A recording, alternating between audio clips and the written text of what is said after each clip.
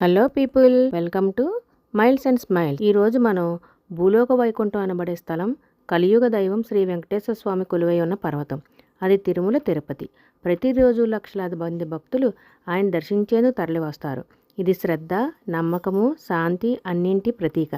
తిరుమల శేషాచల పర్వతంపై వెలసిన ఈ దేవస్థానం పురాణ కాలం నుంచి ప్రసిద్ధి చెందింది.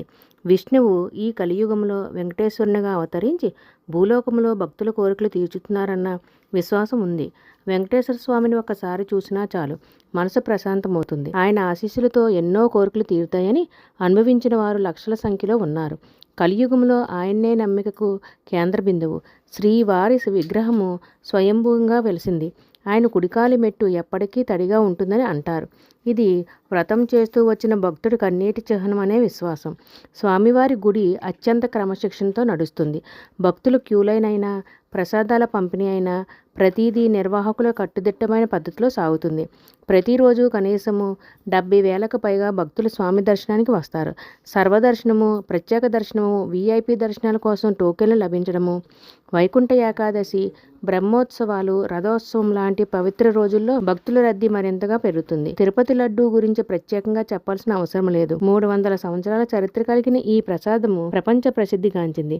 ఇది కేవలము స్వీట్ కాదు, స్వామివారి అనుగ్రహానికి సంకేతం. తిరుపతిలో అలిపిరి నుంచి తిరుమల వరకు 3,550 మెట్ల నడక మార్గం ఉంది. భక్తులు మొక్కులతో నడిచి వెళ్లడము, ప్రతి మెట్టుపై స్వామివారి నామం జపించడాన్ని మనం చూస్తాము. ఇది కేవలము యాత్ర కాదు, అది ఆధ్యాత్మికతతో నిండి ఉంటుంది. ప్రతి ఏటా జరిగే బ్రహ్మోత్సవాలు అద్భుతంగా జరుగుతాయి.